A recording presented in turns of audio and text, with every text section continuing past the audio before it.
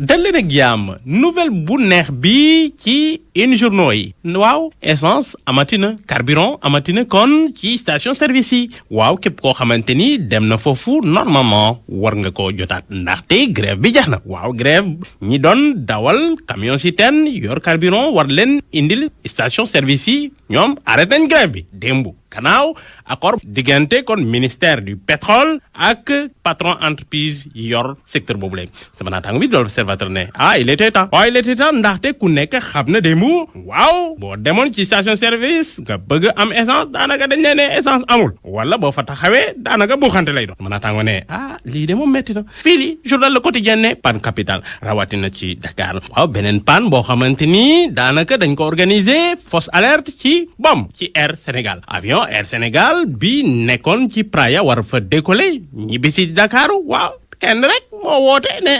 def leen nag daw leen am na benn bombe bi nekk ci Air Sénégal bi nit ñi commencé paniquer sama naataango bi l'observateur ne waaw ñu tëj aéroport Praia bu nekk Cap-Vert ñuy lijjati xool ndax lu ñuy wax noonu am na ñu xool bi ñu xoolee ñu ne gisul ñu dara moo tax kon loolu nag métti na bu baax a baax waa Air Sénégal waaw nee nañ ko yow ñu tardel ñu waroon dellu normalement nga indil ñu fausse alerte léegi nag porte nañ plainte ko yow kooku nag ku mu sama naataango bi journal Quotidien ne kooku du kenn ku dul benn sénégalais passager nationalité Sénégal waaw moom moo def panique boobule moom moo def li nu mel sama naataango bi di journal Soleil ne nañ des ci wàllu transport aérien waaw ndaxte ku nekk tey yi xam na AIBD ak ADS waaw léegi nekk nañ benn sama naataango ne waaw conseil présidentiel bu président Macky Sall bi mu amal démb moo acté li nu mel léegi nag benn lay doon benn entité sama naataango ne waaw AIBD day assurer gestion plateforme aéroport Blaise Diagne naka noonu ADS aéroport du Sénégal dina kon gérer yeneen aéroport yi nekk ci suñu réew sama naataango yokk ni personnel ñaari entité yi dañ leen di utiliser nu mu waree sama naataango yi laaj nag benn question boo xamante ni ku nekk dégg na ko daanaka xaalis moo nin jakartaman yi fan la nekk ku nekk dégg na président Macky Sall biñ ko laajee ci xaalis boobu mu ne mi ngi ci gouverneur yi ku nekk dégg na loolu conseil présidentiel gouverneur yi ne ñoom gisuñu xaalis waaw xaalis boobu anamu ñeenti téeméer millions ak juróom fukk 450 millions xaalis boobu fan la ne sama naataango yi journal Source A ne moo nen bi gis nañ ko ñu laaj sama naataango waaw xaalis boobu fan la ne mi ngi ci trésor public foofu la nekk xaalis Sénégal fu ñu koy denc waaw foofu lañ ko gis sama naataango bi di journal Source A yokk nii waaw boo gisee xaalis bi génnul ba léegi dafa fekk jakartamaan yi d'accord ñu waaw association jakartamaan yi d'accord ñu ñenn ñi ne dañoo bëgg ñu jël xaalis boobu ñu garanti ko pour ñu am 3 roues yi taxi 3 roues yi loolu lañ bëgg ñeneen na déet ñun dugguñu ci yooyu nañ ko pàcc xaalis partage lañ bëgg partage ku nekk am sa wàll sama naataango ne looloo tax kon ba léegi nii xaalis mi ngi ci trésor te ñu ngi xool naka la ñuy établir liste ñi war a jot ci xaalis boobu la ñu laajaat beneen question waaw lan moo xew kon ba président de la république xamul li nu mel lan moo tax président de la république ñu wax ko loo xamante ni amul waaw lan moo tax ñu dugal ko ci erreur ba mu wax loolu ci conseil présidentiel journal L'As ne xam ngeen kan moo def li nu mel du kenn ku dul Jules Aubin Sagna ñu laaj ko mooy kan mooy secrétaire général ministère des infrastructures transport terrestre ak désenclavement daanaka secrétaire général ministre Mansour Faye loolu moom moo jox fausse information boobu la sama naataango ne loolu nag bu moyul nag dina ko wex xat ndaxte ku nekk xam na Mansour Faye mere na ko waaw Mansour Faye mere na Aubin Sagna lii quotidien ne Mansour Faye nee na promettre na ko la foudre nee na ko yow jox nga président ay fausse information dinaa la régler naa lijjanti loolu kii lijjanti Sarr mooy agent de santé yi waaw ku nekk xam na temps yi médecin yi ak kii di Diouf Sarr jaaratuñu benn taal ndaxte ministère bi nee na yenn médecins yi du ñu nangu bu ñu leen affecté ci région yi ñu dem te nee na sax dañuy sanctionné ñooñu sama naataango ne léegi nag agent de santé yi jóg nañ nee nañ Diouf Sarr lu ngay wax noonu ñuy boole léegi nag ñun sa départ la ñuy laaj sa départ yow dañuy bind ay signature signé ko nga jóge ci bopp ministère boo nekkee fii di buur di bummi dafa fekk yaa ngi ci ministère léegi dañ lay génnee foofu dañoo bëgg nga jóge foofu sama naataango ne bras de fer bi metti na sama naataango bi l'observateur ne loolu metti na de ministère nag dafa mel nii moom mi ngi campé ci position nee nañ c'est à prendre ou à laisser da ngay dem buñ la affecté da ngay dem loolu moo am sama naataango joxaat parole directrice des ressources humaines mi kii gérer ressources humaines yi nekk ci ministère de la santé madame Aminata Fall Diagne jël parole ne xam nga lan la ñi lu ñuy wax noonu yëpp amul ñu waxante dëgg dañ leen affecté ñu bañ ñetti gynécologue yi ñu waroon yóbbu Kolda ñu ne leen ñu dem ñu ne du ñu dem ñu bañ a dem service ñoo xam nañ ko yéen ay wax loolu mais ñoom xam nañ bu baax dañoo fauté te nangu nañ ñi dañoo fauté dañ ne dem leen yéen a signé da ngeen war a liggéey yóbbu nañ leen Kolda dem leen ñu ne ñoom du ñu dem léegi nag kan moo fauté ñoom ñoo fauté te reconnaître nañ ñi dañoo fauté looloo am l'observateur ne nu manta mel Kolda am na gynécologue am ndaxte am na koo xamante ni nangu na ñu signal ko mu war a kon jël service mu gën a gaawee sama naataango yi xëy nag waxati ci Mimi Touré waaw Mimi Touré wax na ci emploi ak insertion waaw jeunes yi Sud Quotidien laaj ko woo moom Mimi Touré moom naka la gisee conseil présidentiel bi mu ne xam nga conseil présidentiel néew ma baax na wala baaxul waaye nag man lu ma xam mooy en tant que ex premier ministre lu ma xam ci xëy ndaw ñi mooy lan man question de l'emploi des jeunes man lu ma jàpp mooy da nga ko war a d'abord da nga war a sauver emploi yi fi nekk xam dëgg emploi yi fi nekkoon ngay gérer balaa ngay waxati yeneen yoo xamante ni kenn gisugu sauver li ñu fi nekk looloo gën man loolu laa jàpp sama naataango bi di journal lii quotidien ne Mimi torpille le plan de Macky dañoo xam dëgg Mimi Touré xëpp na suuf ci cere Macky Sall looloo am ndaxte président Macky Sall def conseil présidentiel sur l'emploi alxamis Mimi Touré génn vendredi ajuma moom itam mel ni kuy def conseil présidentiel ci leneen di contredire Macky Sall waaw lii mooy lan yàq na jàngi looloo am. ñu wax ci sport pour jeexal week-end sportif bu am solo pour suñu gaynde yi Premier League anglaise bi week-end bu palpitant waaw diggante Chelsea bu Edouard Mendy contre West Ham sama naataango ne Liverpool bu Sadio Mané dina jouer itam contre Newcastle ñu ngi xaarandi nag bu baax a baax derby yooyu ndaxte Edouard Mendy suñu gardien bi nag. ak suñu Sadio national bi ñu ngi leen di xaar bu baax a baax ñu def jàllore ci Premier League anglaise bi ñoom ñëpp dañoo bëgg kon bokk ci top 4 bi sunu lamb xëy nag jog parole ki di Moustapha Guèye moom nag nee na Ama Baldé na def attention waaw Ama Baldé na def attention ndaxte Modou Lo du Tapha Tine na def attention ci combat boobulee waaw moom moo ëpp kon vivacité moom du ñeexu ñebe de kii Modou Lo du ñeexu ñebe neexul mañe de yombul na def attention bu baax a baax waaw na armé wu ci côté yëpp loolu laa koy avertis lu ko mooy mi ngi noonu naka noonu itam nee na moom Moustapha Guèye wax na kii di Gaston na tëgg benn combat diggante Gris Bordeaux ak Reug Reug jërë ngeen jëf. Savon de Marseille créole seen gamme Opalia ak Kabirex ñoo leen doon may li ci yéenekaay yi.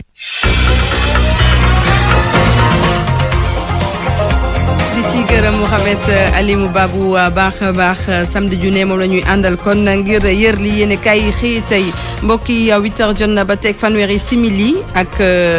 ñeent. waaw dans quelques secondes fan simili donc ak ñeent ci studio Eva Mbaye fii la ñuy ndax kàpp xibaaru suba si gërëm bu baax Abdoulaye Diop mi féete woon ci machine bi ci micro bi Dieynaba Seydou Ba ma delloo la ngay soxna Fama mu woy ak yéen ci RFM weekend pàcc bu mujj bi. jërëjëf doon amal ngir sàkku kon ñu teg leen ci ay conditions yu mucc ayib ngir ñu mën a def kon seen liggéey dawalkatu moto Jakarta yi ñoom nag ba léegi jotuñu seen wàll ci fond force Covid 19 loolu kàddu gouverneur bu Kaolack dalwaay jëriñ ñu dénk wàllum kon dem ak dikk wàllum infrastructure yi tamit daal di koy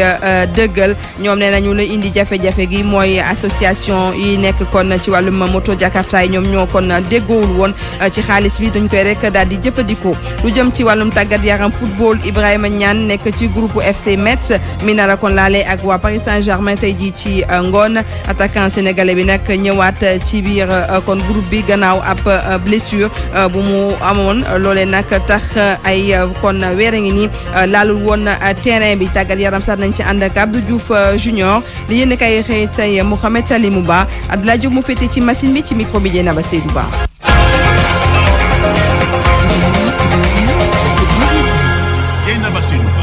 di leen dalal ak jàmm ci xibaaru suba si fii ci rajo Futur Média doore ko ak tal wi mi nga xamante ne ma ngay woy kon di defi ñombe démb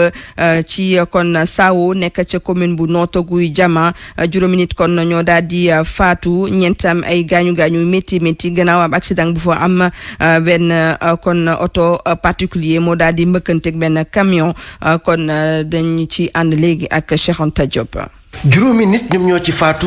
ñeenti nit am ci ay gaañu yu metti di bilan accident bu am léegi ci dëkk bi ñuy wax Saaw nekk ci Notto Gouye Diama benn camion benn bu gudd moo doon daw ay xel nag mbëkkante ak benn oto marque Dacia bu yaboon juróom-ñetti nit bënoo ba di ab dëkk bu nekk ca Mboro la ñu jóge woon doon dem ca Notto Gouye Diama juróom ñoom ñoo ci faatu ci saasi infirmier chef de poste bu Saaw ak fajkat yi nga xamante ne ñu ngi ci poste bi ñoom ñoo daw nag doon leen jàppale génne leen laata sapeur pompier di ñëw juróom ñi nga xamante ne faatu nañ ci jamono yi yóbbu nañ leen ci hôpital Amadou Sakhir Ndiéguène bu Thiès ñeent ñi nga xamante ne am nañ ci ay gaañu yu métti jamono yi ñoom it ñu ngi ci service urgence ñi nga xamante ne faatu nañ ci l'accident bi kenn ki mi ngi dëkk bërëb ba nekk ci commune Notto Gouye Diama keneen ki dëkk Tanim ci Daaru Xuddoos ñett ñi nag dëkk ci Xonjo ca Mboro ñu fàttali nag bërëb bi accident bi amee ci weer wi ñu génn ñett faatu woon nañ dëkk bii di Saaw ci ab accident waa Notto Gouye Diama jàpp Saaw ñoom sax ñi ngi sàkku nag ci nguur gi ñu tabaxal leen benn brigade sapeur pompier ndaxte nee nañ ci xàll yi nga xamante ni moom moo jógee Mboro dem ba Bayax dañuy nemmeeku ne accident yi dafay bari lool ba ñu bëri dañ ciy ñàkk seen bakkan RFM Thiès Cheikh Anta Diop. Cheikh Anta Diop di la gërëm bu baax a baax Air Sénégal du jëmale ci kon la fa xewoon démb am ay kon jafe-jafe yu mu indi ci vol bi waroon kon jóge Dakar kon dem ca Praia démb ci àjjuma ji benn kon passager kenn ku nekkoon ci biir nekk doomu Sénégal moo rek daal di fësal ne ab bomb dafa rek daal di nekk ci biir avion bi donte sax kon xibaar gi bañ ko xoolee ba noppi daanaka mbir mi kon wérul kilifa yu Cap Vert nag daal di tëj aéroport bi ngir daal di mën a xool lu jëm nag ci wàllum kaarange geeg yi ni mel ci njeexalte ba nag jàpp leen mbokk yi ne kon xibaar googu mujjut rek daal di wër moo tax kon avion bi bu fa jógee kon ñeenti waxtu ba mu jotee ba teg juróom fukki simili bu ñu sukkandikoo ci communiqué Air Sénégal waaye campagne bi donc waa Air Sénégal dañoo fasciné kon daal di yóbbu mbir mi ci yoon docteur Abdoulaye Diakhaté moom mooy gynécologue bu bees bu ñu daal di kon yóbbu ci hôpital régional bu Kolda collectif des cadres de Kolda ñoom nag rafetlu mbir mi waaye nag ñoom la ñuy rek daal di ñaawlu mooy pataaral wi nga xamante ni kilifa yëngu ci wàllum politique foofii amal nañu ko ci mbir mi rawatina nag ñi nga xamante ne ñoo ŋànk wàllu woowu ndaxte dañoo jàpp ñoom ne lu jëm nag ci wàllum paj mi foofee ca Kolda dafa rek daal di sooxe Boubacar Sadio lañ ciy déglu moom moo jiite comité scientifique bu cadre ya nekk foofee ca Kolda ñu déglu ko ak Amadou Sabarba. Le collectif moo ngi féliciter le bureau exécutif et tous les membres yi nga xamante ni ils ont porté le combat pour que région bi am gynécologue ñoo ngi remercier autorités yi mais doy parce que benn gynécologue kese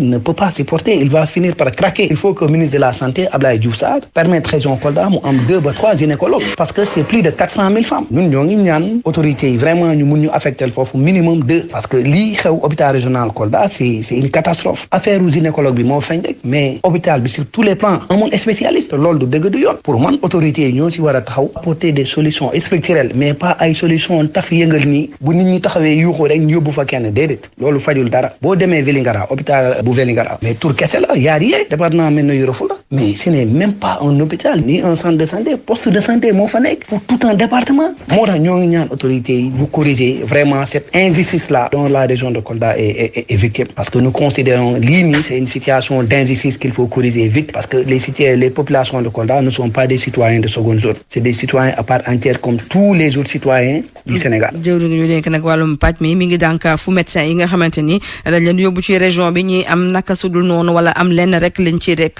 daal di wax nee na nag mbir mi bu nekkee ma ngay rek daal di wéyandi médecin yooyu koy def dañ leen di tere kon nañu daal di amal seen liggéey fii ci Sénégal dànkaafu googu nag ñay yëngu ci wàllum pàcc mi ku ci nekk nag ak na nga koy gisee ci biir reportage yu Ndeye Mour Sembène. ndogal bi jëwriñ bi ñu dénk wérgu yaram gi ñeel médecin yi bañ a dem si biir réew mi ngir liggéey yi daanaka neexul ñëpp Amadou Yeri Camara si ñooñu la bokk bu ñu sukkandikoo si moom génnug ministre bi amul benn njariñ. question liggéey ak liggéeykat ak employeur bu la envoyé fenn boo bëggul liggéey bi bon bu ko ko neexee mu rompre contrat loolu ñun amuñu ci problème mais exercice de la médecine nga dee jàng médecine boo ko deful fonction publique mën nga ko defee feneen te loolu benn ministre amul prérogative pour dire que dootoo liggéey état bi dootoo liggéey feneen donc mu décision boo xam ne parce que ministre bi xam na ne bu baax que l'exercice de la médecine am na ay règles yu muy obéir waaye mënul wax ne kii bu ma liggéeyatul du liggéey keneen loolu moom kenn amul prérogative bi. waaye waa SUTSAS ñoom dañoo jàpp ni jëwriñ bi si yoonam la nekk Mballo Dia Thiam. waaw ministre bi ci dëggam la nekk ndaxte bu fekkee ni moom employeur la nga signé moom contrat mais boo signé nit contrat kay fi mu la wax nga dem liggéey foofu nga war a dem liggéey fa loolu moom moo jaadu mënoon na aussi nekk ci réew ñu jël alal réew mi jàngal la ko école primaire école secondaire université ba nga génn waa noppi ñu la demal nga liggéeyal réew mi nga ne boo ko liggéeyal. si kàdduy secrétaire général bu SAMES li sabab médecin yi di bañ wutali biir réew mi ngir liggéey du lenn lu dul parparloo bi ñuy nemmeeku si affectation yi. jarul sax ñu koy biral. ce qu'on doit faire moom mooy fexe ba nga xam ne spécialistes yi dinañu doy te spécialistes yi bu ñu leen affecté mu am nit mu am matériel yoo xam ne dinañ mën a liggéey correctement ñu fay leen correctement ni ñuy fay politique ba nga xam ne nit boo ko affecté mu nekk fa benn wala ñaar mën a séddoo liggéey te ko ci 700,000 habitants day liggéey yu ñaar wala ñetti gynécologue donc loolu la ñu war a xool mais di ñëw di def ay déclaration ñun yaakaaruñu loolu am solo. ci diggante ñàkkum payoor prime de motivation condition liggéey yu metti ñoom technicien de santé yi dañuy jànkonteel jafe-jafe yu bëri loolee tax ñu bëgg nguur gi xoolaat doxalinam ñeel wérgu yaram gi. 8h jot na ba teg juróom-ñeenti simili.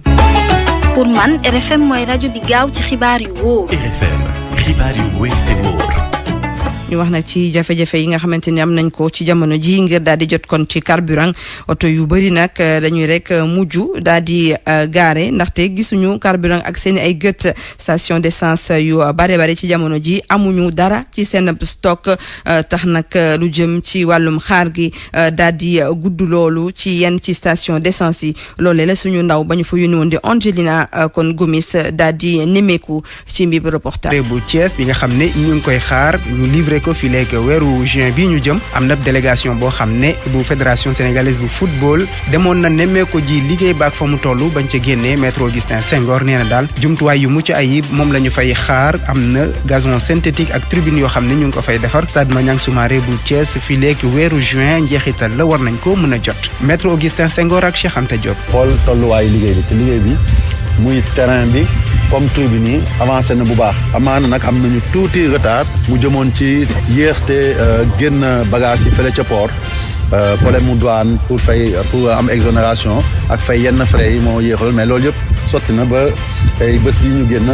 matériel bi ñëw na gazon bi mu ngi nii ngeen gis fii ñu entreposé donc terrain bi nivelé nañ ko ñu ngi defar bord bi yeeg yëpp ak li nga xam ne mooy évacuer ndoxi taw yeeg yooyu donc am nañu yaakaar daal terrain bi ci suñu xel bu gàtt booy teg ba mu bare xëj na diiru benn weer lépp dina mët bu ngeen fi ñëwee di ngeen di fekkee tey suuf su xonka defe naa am nañ yaakaar ne ñax bu vert ngeen fay fekk fii ak un mois bu ci àll diñu del diir bu gën a gudd te ñu ngi koy jàpp ci mois de juin pour lépp pare mais fàttali aussi que tribune yi nga xam ne ñoo njëkkoon nekk fii mairie bi tam nangu def fi wàllam et aussi que fédération tam jël na engagement tabax li nga xam ne mooy ligu Thiès fii ci biir stade bi. football ci Europe fanweer ak ñeenteelu bëccëg bi ci wàllu Ligue 1 bu France ñu ngi koy wëyal tey jii ak 11h su jotee Saint-Étienne mi 13e dina dalal Brest 15e Metz 9e dina dalal Paris Saint-Germain mi topp ci Lille mi jiite yëf yi 15h lay doon waaye démb Marseille moom dañoo daan ñii di waa Reims ñetti bal ci benn Dimitri Payet dugal na ñaari but yoo xam ni gën na tax kon ba Boulaye Dia ak i ñoñom daal di ñàkk li ëpp ci yeneen match yi foofee ca France ñu ngi koy amal ëllëg ci dimanche ji Lyon rawatina dina dalal ñii di waa Lille mooy premier Lyon mooy 4e muy jongante boo xam ni dinañ ko am waaye itam amaale Monaco 3e mi nga xam ne dafay dem ca pelouse bu Angers bu Sada Thioub ñoom ñooy 12e ca Angleterre moom jàpp leen ne tey jii 11h30 su jotee Liverpool bu Sadio Mané dina dawlal Newcastle West Ham Chelsea 16h30 lay doon Brighton moom dina dem ca pelouse bu Sheffield United su 19h jotee waaye démb Angleterre yëngu na ndax Arsenal dafa ñàkk seen diggante digganteeg waa Everton dara ci benn muy nag buleet ñii di waa Arsenal di football match championnat foofee ci Angleterre daal di koy ñàkk ci bésub aljuma bi ñu leen sosee ba léegi yëf yi dafay woy ca Angleterre rawatina FA Cup bi nga xam ne ab final la ñu war koo football diggante Tottenham ak Manchester City 15h30 lay doon kon ci dibeer ji ca Allemagne moom door nañu 31e journée bi dañu koy wéyal tey ji ak Bayern mi nga xam ne moo jiite yëf yi moom mooy dem fële ca Mayence su 13h30 jotee Dortmund moom ca Wolfsburg la jëm Leipzig dina dalal Stuttgart waaye loolee ca dimanche lay doon waaye jàpp leen ne démb ñii di waa Cologne moom dañoo daan ñii di waa Augsburg ñetti bal ci ñaar mu ñeel ba léegi fanweer ak benneelu bëccëg bi foofee ca Allemagne ci wàllu escrime la ñuy waxtaanee ak tournoi qualificatif bu Jeux olympiques bu Tokyo Ndeye Binta Diagne doomu Sénégal la dafa qualifié foofee ca Caire ca Égypte fa yëf yi di amee moom dafa daan doomu Afrique du Sud bi di Juliana Barrett 15 touches à 9 li nga xam ne nag moo di xibaar yu naqar yi fa bàyyi ko foofee ca Caire bokk na ci ni nga xam ni Boubacar Keita dafa ñàkk jonganteem digganteem ak benn doomu Algérie 11-15 waaye nag li gën a méttati nag doomu Sénégal yi nga xam ne ñooy def wàllu escrime moo di ñàkk bi nga xam ne de Alexandre Bouzaïd ñàkk na ko ci wàllu quart de finale moom nag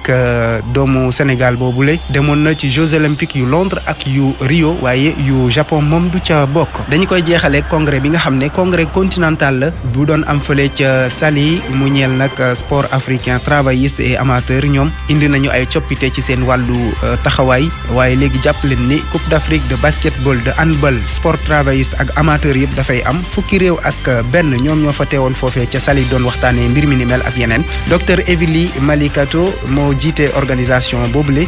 yëkkati na ay kàddu daal di koy jébbal suñu ndaw lu ñu toogal foofee ca Mbour di Abdourahmane Diallo ñu déglu ko. Il y a beaucoup de décisions importantes. jot nañu jël ay dogal yu bari yi nga xam ne yu am solo la lu jëm ni ci nu ñuy lëkkaloo loolu doonoon li nga xam ne lu am solo la waaye tamit ay chantier yu bees yi nga xam ne tax na ñu mën a xam ci ñeenti at yi nan lañ koy tëralee saa su ne ñaari manifestation lañ doon amal ci ñeenti at yi Coupe d'Afrique yi ak Jeux africains yi mais ginnaaw bi nga xamee ni waxtaan nañ jot nañu jël benn programme bi nga xam ne ci ñeenti at ci loolu mu am lu leer li nga xam ni war nañ ko mën a def ci wàllu tàggat yaram ak suñu wàllu kuréel yi waaye tamit yokk ci léegi ci lu jëm ci wàllum Coupe d'Afrique lu mel ni handball lu mel ni volleyball lu mel ni basketball waaye tamit Coupe d'Afrique yi football bi léegi au lieu que ñu koy def ci ñaari at ci benn at bu ne la Jeux africains yi ñoom ci ñeenti at bu ne lañ koy amal. Qui passe de tous les 2 ans à tous les ans et les Jeux africains tous les 4 ans.